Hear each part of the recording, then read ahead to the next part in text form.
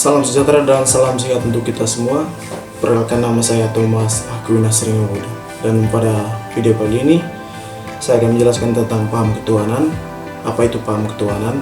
Mengapa sangat penting? Lalu apa relevansi dan signifikansi pada dunia kita pada saat ini, terkhusus dalam masa pandemi COVID-19? Lalu ada 6 klasifikasi dari Michael Palmer. Dan pada bagian akhir saya juga akan menjelaskan tentang salah satu ritus kebudayaan yang berasal dari Bejawa, Flores, Nusa Tenggara Timur yang bernama Tikai Nebu. Dan apa kaitannya dengan paham ketuhanan? Untuk lebih jelasnya, kita akan membahas dalam video ini.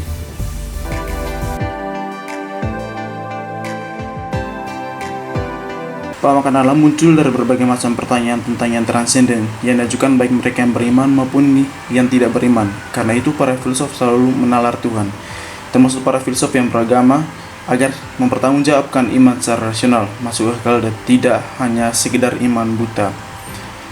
Sedangkan pemikiran filosofis tentang Tuhan disebut filsafat ketuhanan, yang memikirkan apa yang berkaitan dengan Tuhan secara lebih objektif dan juga sistematik. Lalu apa relevansinya bagi kehidupan kita saat ini dari paham ketuhanan? Pada masa ini dunia sedang mengalami kedukaan yang mendalam akibat COVID-19. Jutaan orang meninggal dan kehilangan lapangan pekerjaan. Banyak yang pusing memikirkan bagaimana bisa keluar dari cengkeraman virus ini.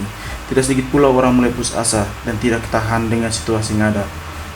Mereka mulai bertanya, di manakah Tuhan itu? Jika betul Tuhan itu benar ada, masa iya Tuhan tega melihat manusianya menderita? Untuk menjawab pertanyaan-pertanyaan tersebut di situasi yang membatas, kita dapat meminjam penjelasan Santo Thomas Aquinas tentang 5 jalan membuktikan kebenaran Tuhan yang kiranya masih sangat segar dilihat kembali dalam situasi dunia yang dilanda COVID-19 ini. Pada bagian ini kita akan melihat pandangan-pandangan para filsuf mengenai transenden yang berasal dari zaman Yunani kuno, awal Kristen, kemudian abad pertengahan, modern sampai dengan postmodern. Yang pertama kita akan melihat pandangan para filsuf dari zaman Yunani kuno yang berlangsung dari abad ke-6 hingga abad klasik atau zaman periode Helenistik. Yang pertama Socrates, dia mengatakan bahwa Tuhan tidak berurusan langsung dengan manusia. Melalui roh lah semua hubungan dan komunikasi para dewa dengan manusia berlangsung, baik dalam kehidupan nyata maupun dalam tidur.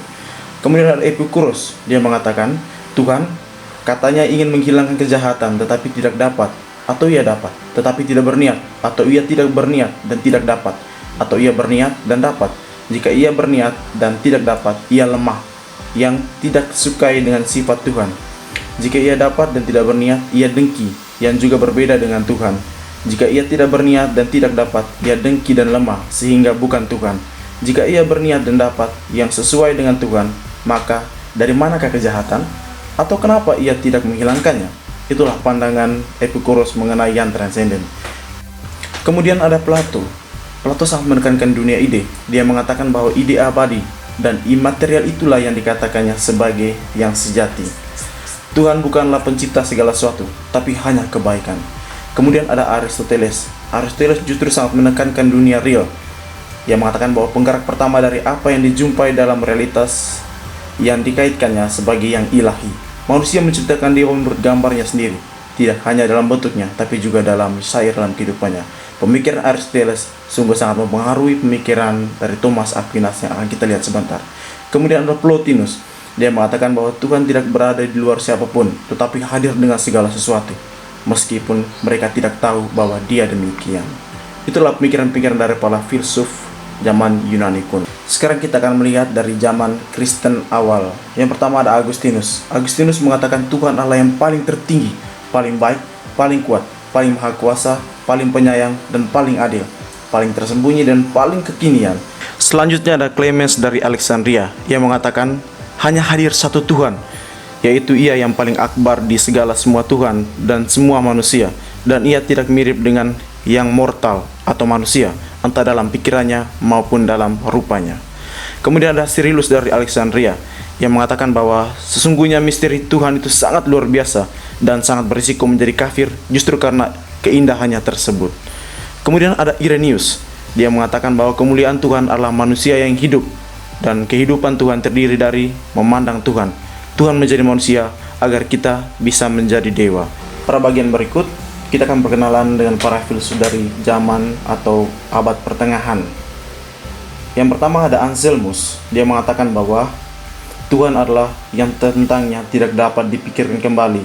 Ia adalah sesuatu yang lebih besar, yang menemukan bahwa dalam intelek tidak ada sesuatu yang lebih besar yang dapat dipikirkan. Sesuatu itulah yang disebutnya Tuhan. Kemudian ada Thomas Aquinas. Thomas Aquinas adalah salah satu filsuf yang sangat terkenal dengan 5 jalan menuju Tuhan. Ia mengatakan bahwa sebagai aktus pengada yang orisinal, Tuhan adalah dasar paling radikal bagi segala sesuatu yang bereksistensi. Kemudian kita juga akan melihat pemandangan dari para filsuf zaman modern. Yang pertama Descartes, yang mengatakan bahwa Tuhan adalah makhluk sempurna yang tak terhingga. Kemudian ada Blaise Pascal, ia juga mengatakan bahwa dia mempunyai teori yang bernama Pascal-Weger yang menyatakan bila mempercayai keberadaan Tuhan adalah hal terbaik dan bermanfaat bagi manusia. Kemudian ada Hegel, dia mengatakan bahwa Tuhan seolah-olah saluran pembuangan tempat semua kontradiksi mengalir dan Tuhan adalah kebenaran yang paling mutlak.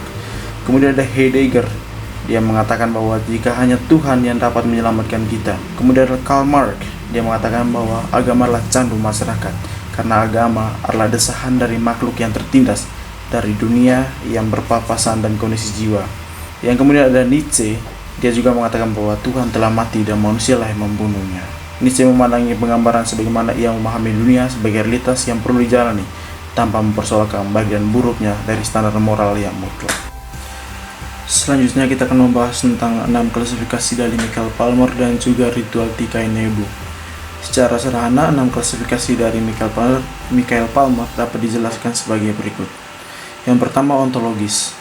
Allah ada karena itu merupakan keniscayaan. Dia ada dalam dirinya, tidak terikat pada yang lain, sebagai sumber dan dasar atas keberadaan yang lain. Yang kedua adalah kosmologis, yang menyatakan bahwa Tuhan tidak hanya dapat menciptakan serangkaian hal yang berbeda, tapi juga menetapkan beberapa hukum fisik dan moral lainnya. Yang ketiga adalah teologis atau mukjizat. Argumentasi ini merupakan argumentasi yang hendak membuktikan keberadaan Allah atas dasar keyakinan bahwa peristiwa atau kejadian yang tampak hadir sebagai mukjizat, yaitu peristiwa yang tidak dapat dijelaskan oleh hukum alam. Yang keempat adalah teleologis. Segala rancangan indah di antara ciptaan-ciptaan di alam semesta merupakan bukti akan adanya seorang perancang di balik semua itu yang kita sebut sebagai Tuhan. Yang kelima adalah moral. Argumentasi ini merupakan argumentasi yang dibangun atas pertanyaan dari mana kita mengetahui tentang apa yang benar dan juga yang salah. Yang terakhirnya adalah pragmatis. Percaya kepada Allah dan Allah betul ada, maka itu adalah sebuah keuntungan. Jikapun ia tidak ada dan kita tetap menjalani kehidupan dengan layak. Jika tidak percaya kepada Allah dan Allah memang ada, maka akan menderita. Jika tidak percaya kepada Allah dan ia tidak ada, maka kita akan memeluk kesenangan. Tetapi dengan berakhirnya kehidupan, kita juga akan kehilangan kesenangan. Untuk ritual Tikai Nebu merupakan sebuah ritual yang secara harfiahnya dapat diartikan sebagai acara memberi makan leluhur. Kenapa memberi makan leluhur? Hal ini tidak terlepas dari kepercayaan tradisional masyarakat setempat yang mempercayai jika peran leluhur masih sangat kental dalam mengambil bagian dari hidup. Restu dari leluhur tentu sangat diperlukan, terkhususnya dalam menjamin keberhasilan hidup, terlebih khusus lagi dalam hasil panenan, karena masyarakat Bejawa mayoritas bekerja sebagai petani di ladang. Dengan demikian, orang Bejawa percaya jika alam semesta adalah titipan Tuhan yang harus dijaga. Kepercayaan kepada yang ilahi sebagai pengada dari alam semesta menjadikan ritual Tikai Nebu ini termasuk dalam ranah teleologis.